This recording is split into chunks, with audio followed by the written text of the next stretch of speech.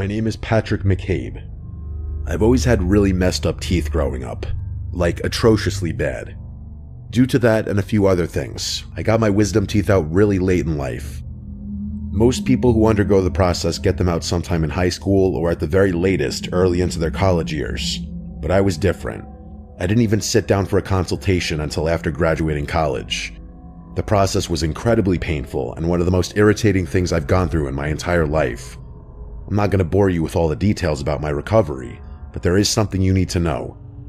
For whatever reason, the pain I was experiencing was so bad that I couldn't sleep through the night without taking pain medication. I developed this system where I would wake myself up every 3 hours to take another pill, cycling between the 2 medications I'd been prescribed. It was awful, but it was the only thing I could do to prevent these massive toothaches that would quite literally have me in tears. It should go without saying that my sleep schedule was downright awful during that period. My body started getting used to 3-hour cycles of sleep, followed by periods of being awake, and it was difficult to return to normal even after my recovery was over. That was honestly the worst part, the sleep. It was not normal, I'm telling you. I didn't even feel human after a while. It was like I had become something else, constantly waking up and going back to sleep. I don't even want to think about it. One night, I'm pretty sure it was during the first week of recovery, I was up at like 4 a.m. to take my meds again. For whatever reason, I couldn't fall back asleep afterwards. I don't know if it was because of my condition or because the AC had stopped working, but it was really hot in my room, way hotter than usual. I remember tossing and turning for like 10 minutes before deciding I had to do something about the heat. The only thing I could think of was to open my bedroom window, which I did.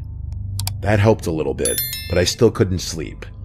So there I was, lying there miserably in bed, praying with every fiber of my being that I just fall asleep. But of course, I didn't. At one point, I started picking up on this strange noise coming from outside my window. I never slept with my window open, so at first, I figured it was just some normal outside sound that I wasn't used to hearing. But the more I listened, the more I got the feeling that it wasn't a normal sound. It sounded almost like scratching, as if some kind of animal were dragging its claws on something. That's the best way I can describe it. At one point, the noise got louder, and I realized it sounded like it was coming from above me, from the roof. And then, a few seconds later, the noise started moving above me, gradually fading out of earshot. I was pretty positive at that point that it was some kind of critter messing around on the roof. My family lives in a woodsy area, so we've had our fair share of curious raccoons and pest infestations. I really wanted to just ignore it and go back to sleep, but I knew my dad would be livid if something burrowed into our attic again, so I had to do something. Plus, it wasn't like I was on the brink of falling asleep anyway.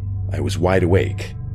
So without much thought, I threw my covers off, jumped out of bed, and started making my way to the garage. From there, I grabbed one of my dad's heavy-duty flashlights and walked back through the house to the back door.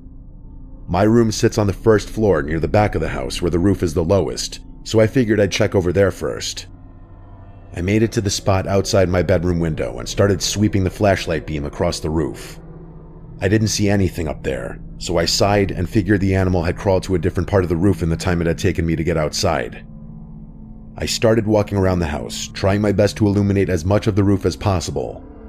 All I really needed to do was scare the animal away, which would be pretty easy if I could just find the damn thing.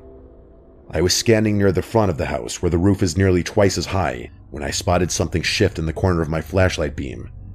With one quick flick of my wrist, I shot the flashlight toward the spot I had seen movement and nearly passed out. There, standing on the roof, was a person. Not an animal, not a pack of animals, but a fully grown human being. There was a naked human being standing on my roof, frozen in the beam of my flashlight. I screamed, I couldn't help it, and as soon as I did, the person on the roof started moving, almost like they were allergic to the light of my flashlight. I tried to trace their movements with the light, but they were absurdly fast.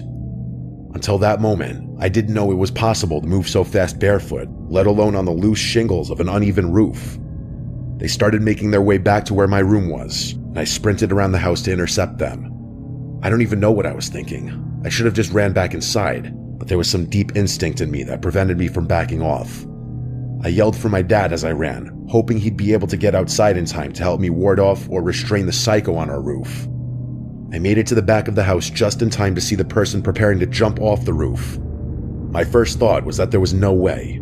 There was absolutely no way a person could jump off that roof without suffering serious injuries, even from that lower point. Surely they'd have to find another way down. But without hesitation, the person jumped, slamming into the concrete with a deafening thump. The shock of what I was seeing had me frozen in place at that point. I couldn't even process what was going on because of how insane it was that someone had actually just jumped off our roof.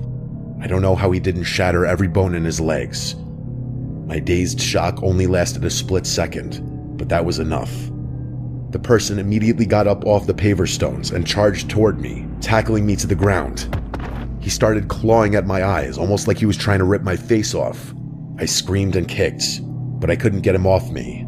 He was grunting and spitting, and there was no logical explanation for how someone like that could be so strong. I started feeling blood pouring down my face, and in that moment, I thought I was going to die. But then, over the sound of my own screaming, I heard the back door burst open. Seconds later, my dad was pulling the person off of me, cursing and yelling like it was life or death. I got up off the ground just in time to see that psycho breaking free of my dad's grasp, completely covered in my blood.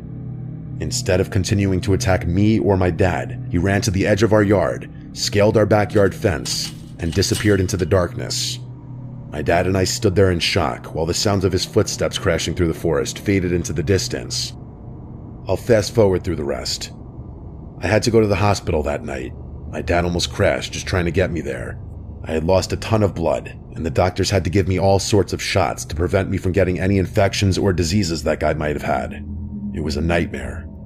The one saving grace was that my mouth was basically untouched, so my teeth didn't need to be re-examined. The police were useless, not like they could have done much anyway. They said searching the woods would be unfeasible given how vast it was, and insisted that simple security cameras would have prevented the whole thing. My dad later discovered that the person on the roof had been trying to dig into our attic, just like an animal would. Ironically, it wasn't my dad or me who was the most affected. It was my mom. She cried about this incident so many times, and she was actually the one who went ahead and upped our home security. I still have no explanation for what happened that night. Who that guy was, where he had come from, and how he had even found our house are just a few of the 1,000 questions about that night that I fear will never be answered.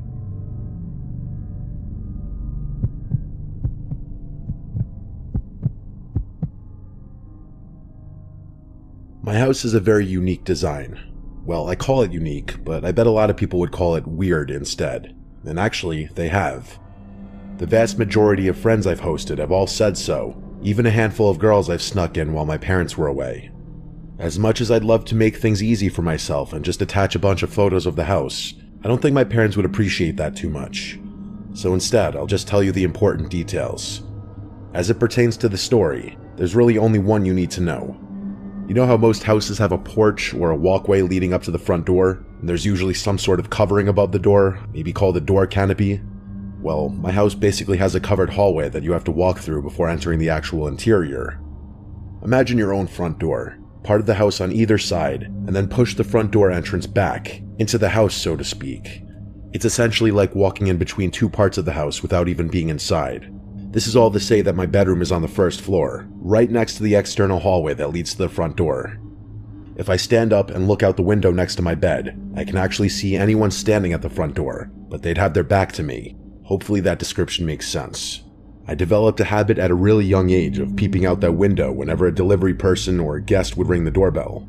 It was like having a little hidden camera that I could use to check who was there before stepping in full view of the door. What I'm about to tell you happened just a few months ago, at the very beginning of the summer.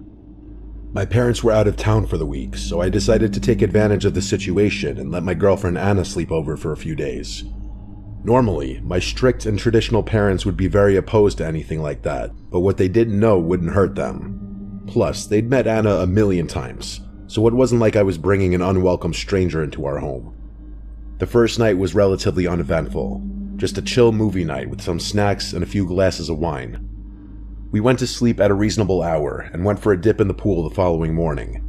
I'm not really much of a party person, and neither is Anna, so we were more than happy to just spend some time together relaxing, playing games, and watching TV. The second night was when things went down. It was probably sometime around midnight. We were pillow talking in the dark, about to go to sleep, when I heard something from outside.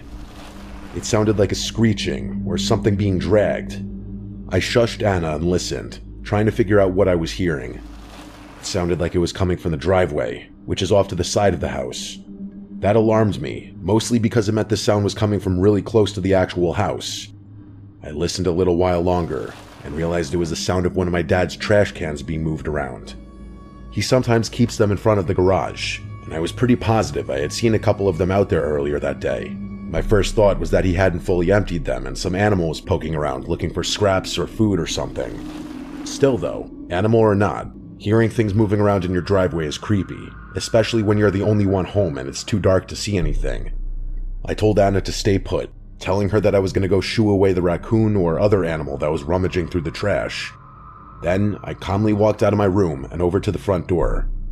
I flicked on the switch for the exterior lights, but they didn't illuminate the driveway enough for me to see anything, just the front yard and the porch. So, reluctantly, I opened the door and walked outside, hoping my presence would be enough to scare off whatever was out there. I stood on the porch for a few seconds, waiting to hear scampering or see an animal run across the yard, but nothing happened. In fact, even the sound of the trash can had stopped. I figured there was a slim chance that whatever had been there had already run away, but concluded it was unlikely since I had been watching and listening the whole time. So, even more reluctantly, I clicked on my phone flashlight and started walking down the front steps toward the driveway. As I got closer, I realized that one of the trash cans had indeed been messed with. 2 of them were sitting against the garage door, but one of them was completely overturned, with its contents scattered across the driveway. I groaned, knowing I was going to have to clean up the mess. I should mention that I didn't see anything out there, even after approaching, so I figured the animal had slunked away without me noticing. Just to be completely sure, I shined my flashlight all around the trash cans, but there was still nothing there. So that confirmed it. Without much more thought, I started picking stuff up from the driveway and throwing it back in the trash can. After I finished with that, I went back inside, opened the garage door, moved the trash cans inside, and locked it. I didn't want to run the risk of something returning later and waking me up. Then I went back to bed. Anna was still awake, but barely. I could tell she was about to fall asleep, so I gave her a gentle kiss on the forehead and tried to get comfortable on my side of the bed without disturbing her too much.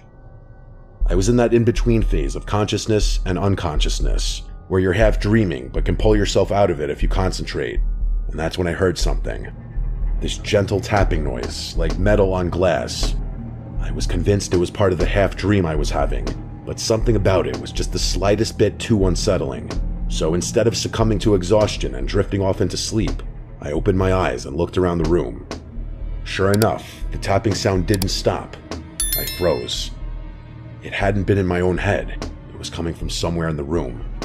I didn't move a muscle. I just listened, trying to pinpoint exactly where it was emanating from, or even what it was. After a few seconds, I realized it wasn't coming from inside the room at all, even though it sounded so clear. That could only mean one thing, though. It was coming from just outside my window. I forced myself out of bed, stood up slowly, and peeked behind the curtain of my bedroom window. In the minimal light from outside, I could see the outline of a person standing at the front door, with their back to me. It was terrifying. I looked for a little while longer, and realized they were lightly tapping on the glass over and over and over again, as if expecting someone to answer the door. But that was insane. It was past midnight, and none of the house lights were on. I tried to make out more details about the person, but I couldn't see anything distinctive without more light. As I was standing there watching them, I noticed them start to turn around. Without thinking, I ducked under the light just in time, and I felt my heart start racing. I must have stayed crouched behind the window for a full minute, terrified that they had seen me. I didn't want to look again, but I had to. With a deep breath, I mustered up the courage to take another look out the window. Slowly, I stood back up, peeled the curtain back, and instantly regretted it. There, just 2 inches from the glass, was a face staring back at me. I yelled and recoiled from the window, yanking the curtain shut again. Even though we were only face to face for a split second, I was able to make out that it was a man with shriveled-looking skin, like someone whose face was melting away. As I fell back onto the bed, still yelling uncontrollably, Anna woke up. I screamed that there was someone outside, then made sure my bedroom door was locked before grabbing my phone and calling the police. The cops showed up a little over 10 minutes later. Anna and I stayed locked in my room the entire time. I really wanted to run to the front door to see where the creep had gone, but Anna was clutching onto my arm and wouldn't let me. When the police finally arrived, I let them inside and told them everything I had seen. They did a quick sweep of the house, and with my help, we confirmed that there was no sign of forced entry, and the entire house was locked up.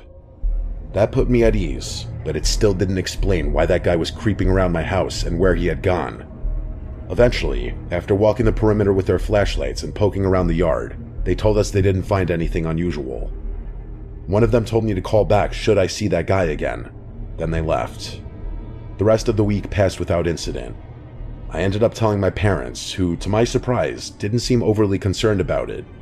We don't exactly live in a sketchy neighborhood, so I was surprised that they were being so nonchalant about the whole thing.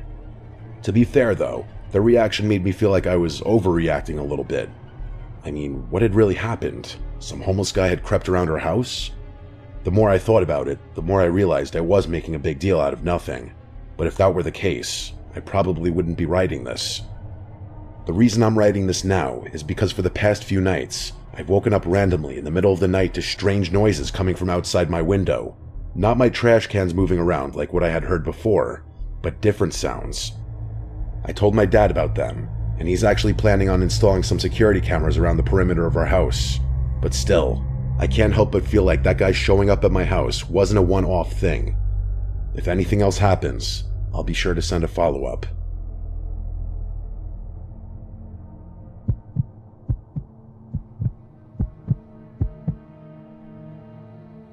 What you're about to hear is an experience that nearly made me lose my mind. It's still something that I think about quite often, if I'm being honest, but I've been able to recover a bit in the months since it's happened. The whole story is pretty quick, so I'll get right into it. I'm a single guy in my mid-30s. I live alone with no pets in a small one-story house. The house is really modest. 1 bedroom, 1 bathroom, a living room, kitchen, dining room, and a tiny garage. That's it. Life is fantastic. Because of my profession, I can work on my own time and don't have to answer to anyone, whether that be a girlfriend, a parent, or an employer.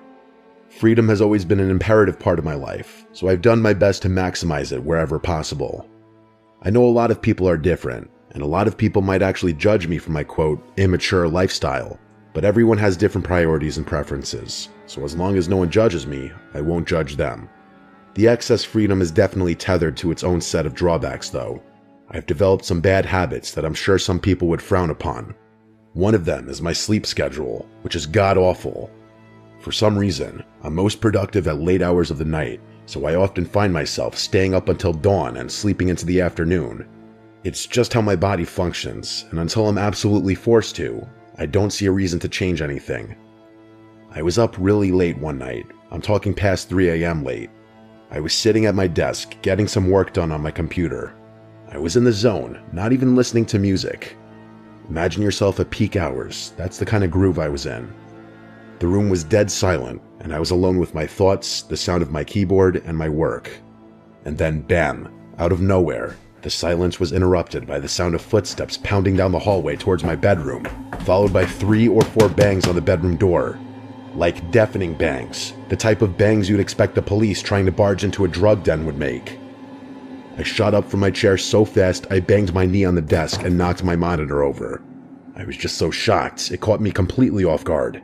Just imagine being in your own house at 3 a.m., alone, and complete silence just gets interrupted by banging on your door. It was, and still is, the most terrifying thing that has ever happened to me. Standing up was a pure reaction. I was completely frozen after that. I had my eyes fixated on the door, dreading the moment I knew was coming.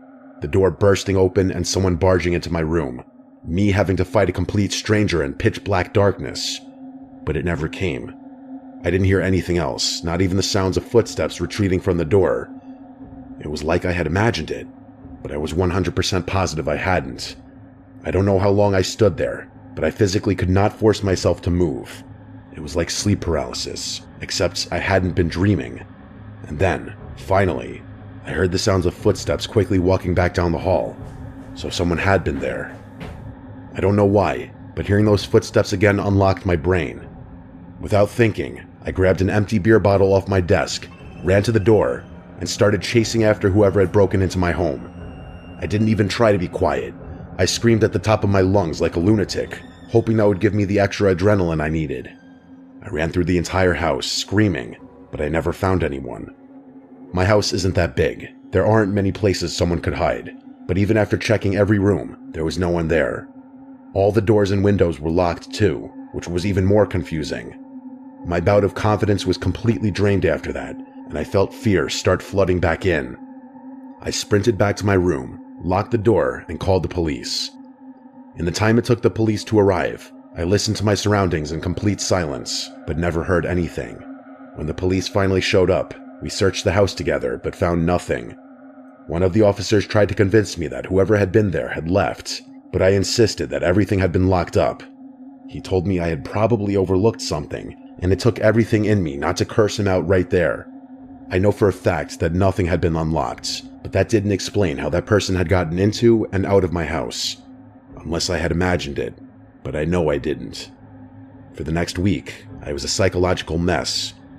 My brain refused to accept that I had imagined something so vivid, but I couldn't conceive of a possible way that that person had gotten into and out of my house. I'm much better now, but there was a time where I had trouble sleeping, eating, working, everything. Even now, the only explanation I can think of is that I somehow didn't notice an unlocked window or door in my house.